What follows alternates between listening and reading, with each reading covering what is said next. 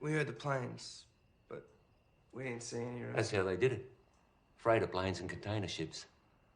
Took all the ports and runways in the first 24 hours. I want to go to Jeff Nyquist, a very renowned writer, wrote a book on the origins of the Fourth World War, also writes over the Epoch Times and WorldNet Daily, so many great sites. Jeff, you've had quite a week. I think I've gotten blown up by people that said, hey, Nyquist is over the community danger. He's a smart guy. And they're like sending me stuff. They got ships coming with ICBM. I said, I don't know if I said, I don't have time to listen to the podcast, all these podcasts. I'm not sure Nyquist actually said this.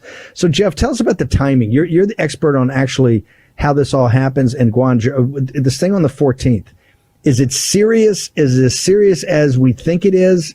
Or I'm not saying it's a hoax. Is it just are they putting out disinformation to us, sir? It's too boring to be disinformation. It's a 56-minute meeting with high-level communist and military officials in Guangdong. It's just too dull. But there are these little bits in it, like the fact that they're mobilizing. They're following a order from the Communist Party Central Committee to transition from normal to war. And they're calling this the final war. They expect sanctions to hit China. They discuss what appears to be strategic, even nuclear counterattacks on their province that they want to prepare for, social unrest. They discuss preparing an enormous fleet for transporting troops, tanks, airplanes, retrofitting Ro-Ro ships. They're talking about almost 1,000 ships. And then they talk about mobilizing Chinese assets overseas. They talk about 260, 70 tasks under 23 different categories. It's and the discussion itself very realistic. And people who've listened to this is the way Communist Party meetings are conducted in China. This is the way men of this age sound. This is the party and military buzzwords that they use. It looks authentic. Jeff, two quick questions. One, in the course of the webinar yesterday, and again, people can find it at presentdangerchina.org, fascinating show. You made 2 points. One, the imminence of this war, point one, and point two, I think you said that quantity of sea lift was roughly comparable to what we were thinking of having to use to invade Japan during the Second World War. Well, it's even more in the case of vehicles, in the case of military vehicles. I mean, 64 10,000-ton Ro-Ro ships. You can do the math, how many vehicles that is. Taiwan's an island. The other point is that Guangdong is not even part of the Eastern... Yeah. Guangdong is not even part of the Eastern Theater Command. It's part of the Southern Theater Command. Eastern Theater Command is the one opposite Taiwan that would be in charge of attacking the Taiwan direction. Although they speak about the Taiwan direction in decisive battle, this is one province, and this Southern Theater Command preparing almost 1,000 vessels. What are they doing in Eastern Command? And the sea lift capacity of China is just extraordinary. The fact that they're mobilizing this in one province and we're told by the Chinese sources they're doing it in all the provinces. One thing I've heard, and I think this is you can get enough open source to cover me here, but one of the things I've always heard about their overall battle plan, a strategic plan for Taiwan, post conquest or post, they intend to ship essentially half the population. They're going to ship half the population into mainland China in kind of like the Uyghurs to a certain degree to get people's minds right over there and make them productive.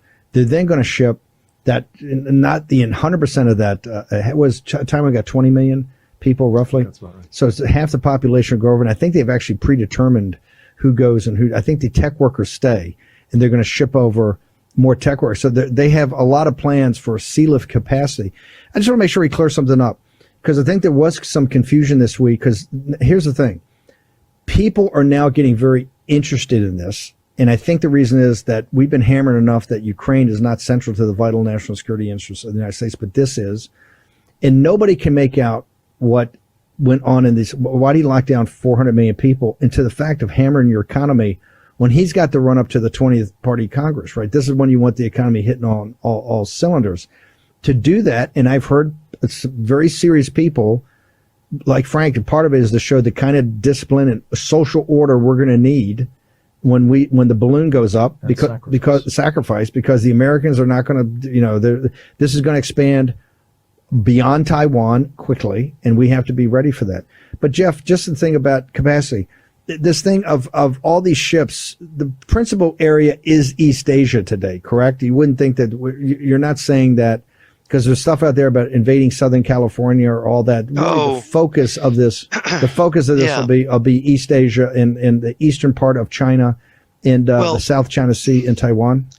I think the thing is I'm personally skeptical that they may invade Taiwan. But you look at, an Operation Olympic time, you look at the defenses of Taiwan, that is an appalling and that would be an appalling invasion and extremely risky. When you could if you control the sea, why not just blockade Taiwan? Why not just take it?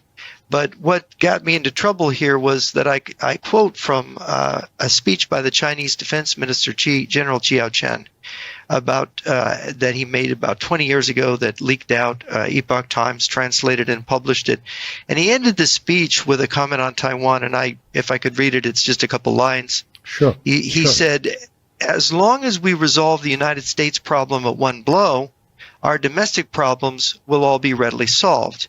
Therefore, our military battle preparation appears to aim at Taiwan, but in fact is aimed at the United States. And the preparation is far beyond the scope of attacking aircraft carriers and satellites. But this makes total sense. Let me bring Bradley Thayer in for a moment. This is why I say that people... Look, we looked the other way on Hong Kong, and I kept saying at the time that's equivalent to Czechoslovakia in 1938, that if we don't stand there, right, if you don't stand up for 5 million hardworking capitalist Chinese, a lot of whom are either Protestant or Catholic, right, that's a hill we got to die on. When you look the other way there, it's just going to roll. Even if you're totally amoral, if you don't put any moral things in here about our defense of Taiwan, democracy, all that, Bradley Thayer, but you just look at the economic reality. It is Silicon Valley West. We've had every opportunity to move all that chip design to the United States. Now you got people building plants in Arizona and in Texas, but those are going to take 10 years to get ready, to be up to speed, right? You can start, but to be up to provision. A blow on Taiwan would cripple the American economy, would it not, Bradley Thayer? It would. It would. Our military, our ability to defend ourselves, our essentially every aspect of our economy, as well as the economy of the West, would be negatively affected by it. It would be very dramatic and it would be very damaging, which is what makes it enticing, of course, to Xi Jinping, and the recognition that this is his strategic advantage. This is a window that he has to hurt us through Taiwan on that economic front, to say nothing of the other elements he would have by controlling Taiwan either through coercive measures, as Jeff Nyquist identified quite appropriately, or through an invasion. It would also damage our alliances. And it would be, in many respects, Taiwan is a keystone in our network in the Indo-Pacific. Hang on. Let me stop you there, because this is I'm having been Trump's wingman on NATO while I was there to try to get him to pay the 2%. Do we essentially have? They call it the Quad. We got the Japanese. They still haven't changed the Constitution. You got the South Koreans. Sometimes they're in, sometimes they're out. You've got the best guys. The guys who want to fight along with us are the Vietnamese, but they're not really stood up. Philippines, who knows day to day. The Australians, no offense, the best allies we ever had, but you got some woke politicians. You got a number of people. India, which should be the centerpiece of the Indo-Pacific strategy. You got Modi playing footsie with everybody. The reason is this administration on Russia now he's not exporting more. They're looking at India first, and they're going to play both sides against the middle because they have to. They can't trust the West. When you say alliance, I think people, and McMaster's, these guys lulled themselves to sleep. This is not, if you think NATO is just a collection of staffs hanging out in Brussels at a $2 billion building, Bradley Thayer, do we actually have an alliance that can fight the ship? Do we have an alliance that you can pull together in combined arms, with a Navy that can work together on anything serious when the balloon goes up and you're smelling cordite? Is that real, or is this just all some fantasy, sir? Absolutely, we have alliances. We have the Japanese, who have formidable conventional capabilities, are a half a step away from having nuclear capabilities. The South Koreans, as you noted, maybe are not ideal, but you got to remember your Voltaire, right? The perfect is the enemy of the good enough. And we have a lot of good enough allies in the area if they have leadership, Steve. It's going to take, America's going to be the alliance manager. It's going to take American leadership to not only to essentially continue to develop the Quad, but to ensure that it holds together. Does Tony, with Joe Biden's trip, does Tony Blinken's speech the other day, after the Biden trip, if I'm in South Korea, if I'm in Japan, does that give me comfort that I've got leaders? Or somebody's going to try to cut deals and accommodate? Okay, fine, hold that. Not hardly. I got Nyquist that's got skeptical about is they're going to roll on Taiwan. I got Brian Kennedy. We've got the whole Blinken thing. I got Frank Gaffney. We're rolling here in the war room. The question is the CCP rolling on Taiwan? Is kinetic war? Has it finally come? Are they taking war footing? And are we on the path to a new Pearl Harbor? All next in the war room. What defines the American spirit? Preserving life, liberty, and pursuing happiness. Caring for the nation we call home and its people. As patriots, it's our duty to drive the entrepreneurial spirit, pushing hard, reaching for success, sharing patriotism, because the American way of life is for all to live. The flag shirt, where freedom reigns. Bradley Thayer, we're going. Welcome back to the War Room. This is our special. Bradley Thayer, any closing thoughts you want? By the way, your discussion of a decision of was it Wollsteller? Yeah, Rebecca. Rebecca, was she married to the other Wollsteller? Yeah. No, Roberta Wollsteller. Man, Roberta. What a strategic couple that is. Power couple. Talk about geostrategic. We're going to have you back next week to talk about that. That's actually the perfect book people should be reading for this time, about the signals that are sent, the information, who's looking the other way on purpose, and who just doesn't get it. Everything has been going on here. Closing of thoughts. We're going to turn in the next hour to the practicality of the Navy defending this. Thayer, you're the geostrategist. What say you about where are we? Well, we're laboring under the fog of peace, Steve. We still think that it's 1992. And it's a world where the United States is unchallenged, and that still governs our assumptions about international politics. It governs what we expect in international politics, and it's a very different world. The Chinese Communist Party has been at war with us since 1949, and it's time that we acted like it, and that includes preparing for surprise moves, like against Taiwan or against Japan, or India or other countries. You talk about the fog, or us. You talk about the fog of peace. That would be hit to drag us in. You talk about the fog of peace. One thing I don't think this country understands, Korea ends in a tie against the Chinese Communist Party, right? The CCP. Vietnam, long dragged out, but people could look the other way. Oh, that was political. We could have won it. Iraq and Afghanistan. Oh, well, we did take Baghdad. We were just there too long. And Afghanistan, it was just at the end. We have never had a hammer blow defeat. People got to understand we could have, with this leadership, the national security apparatus, which I think is atrophied. Do not think we could not have a hammer blow defeat. Things that hit Athens, things that hit Rome. You could have a hammer blow defeat of which this country would never recover. And I'm not so sure outside of certain elements of the society that we have the societal resilience to take a hammer blow defeat. This is something very, very, very dangerous. We've never had that because we've always been able to justify, and I think we've had a string of defeats. And because such a small part of the population is in the military, we've been able to kind of spin it or whatever. We could have these guys. There's not going to be Afghanistan or Iraq or Vietnam or Korea. This is the big leagues. This is the main event. As Captain Fennell says, keep the main thing the main thing. Brian Kennedy, closing thoughts, observations, sir. Well, Steve, coloring all of this, and this has been a great conversation, but coloring all this is the fact that the United States does not have a national missile defense. And communist China has very advanced nuclear weapons.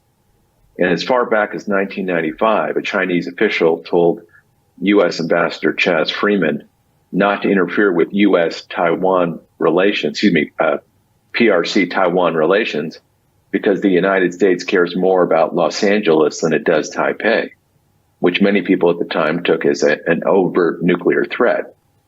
Meaning, again, the Chinese have advanced nuclear weapons. If they decided it was a national priority to reunify with Taiwan and the United States got in the way, would the PRC use nuclear weapons against the United States? And what does that imply for us? The mere fact that over all those years, we didn't build a national missile defense to make sure we were defended from either Russian or Chinese nuclear ballistic missiles is a sign that America during that period lacked a certain moral seriousness. This was something that the Trump administration was trying to fix with the Space Force, but we see with the Biden administration today its lack of interest in making sure that we're actually defended, because it would be good for us to be actually defended if we actually had to then go and defend Taiwan too. Jeff Nyquist, Brian just brings up our susceptibility to nuclear attack. What about, I know you're one of the experts on biological warfare and their offensive biological warfare capabilities, which they're not supposed to have according to the treaties they've signed. What say you, sir? Well, look at COVID-19. It came out of China. Was it a biological warfare agent? Did China go with it if it got out accidentally? We have so many unanswered questions. These questions should be answered, and they haven't been. China prefers viruses. Soviet Union liked, anthrax and bubonic plague. They did have smallpox in large quantities, but these people like viruses. It's more to their character. Lucky for us, the human immune system is able to beat viruses. But look at how it disrupted our society. What if we get a hemorrhagic fever virus? What if something worse comes along? What do they got up their sleeve? We're in a sequence now. They're laying down cards. They're laying down the mobilization card.